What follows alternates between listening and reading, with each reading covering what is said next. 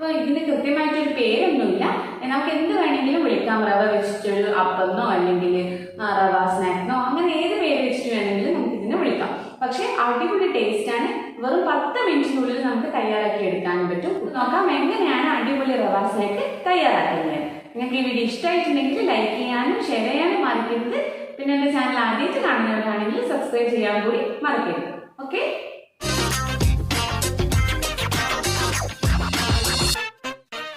നമുക്ക് റവ വെച്ചിട്ടൊരു അടിപൊളി സ്നാക്ക് ഉണ്ടാക്കാം.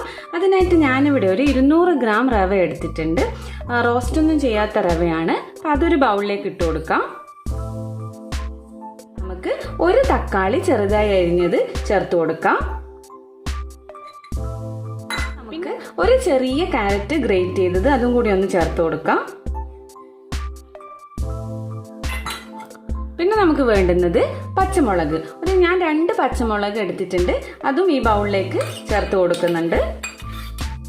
പിന്നെ നമുക്ക് പൊടികൾ ചേർത്ത് കൊടുക്കണം.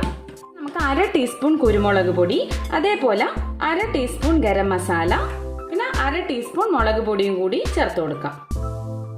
പിന്നെ ആവശ്യത്തിന് ഉപ്പും കൂടി നമുക്ക് ഇതിലേക്ക് ചേർത്ത് കൊടുക്കാം. നന്നായിട്ട് മിക്സ് ചെയ്യാം.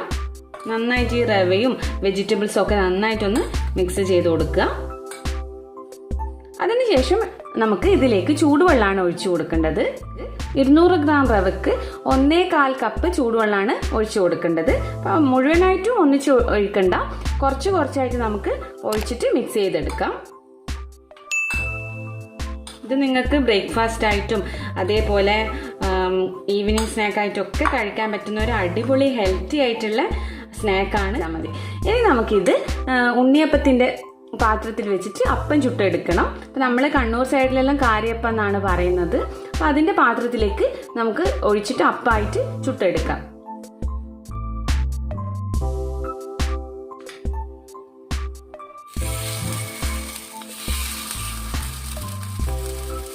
അപ്പോൾ ഒരു 10 സെക്കൻഡ് ഒക്കെ ആകുമ്പോൾ നമുക്കിതൊന്ന് മറിച്ചിട്ട് കൊടുക്കാം.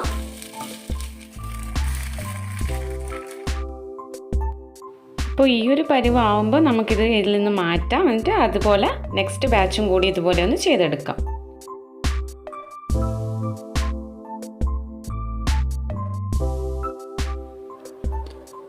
അപ്പോൾ നമ്മൾ റവ മിക്സ് എല്ലാം ഇങ്ങനെ ഫ്രൈ ചെയ്ത് വെച്ചിട്ടുണ്ട്.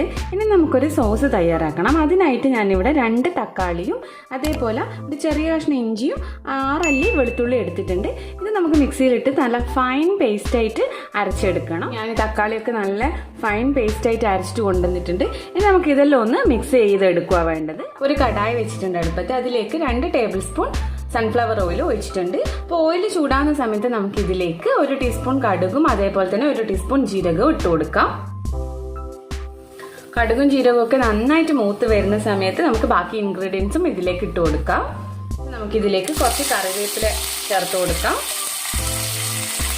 പിന്നെ നമ്മൾ നേരത്തെ അരച്ച് വെച്ചിരിക്കുന്ന ടൊമാറ്റോ പേസ്റ്റും കൂടി ഒന്ന് ചേർത്ത് കൊടുക്കാം.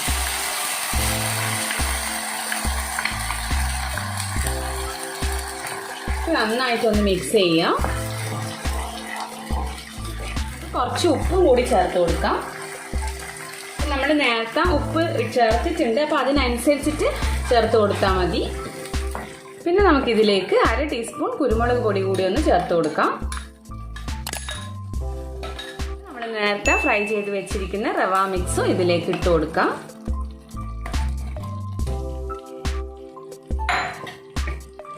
നല്ല പോലെ ഒന്ന് മിക്സ് ചെയ്യാം.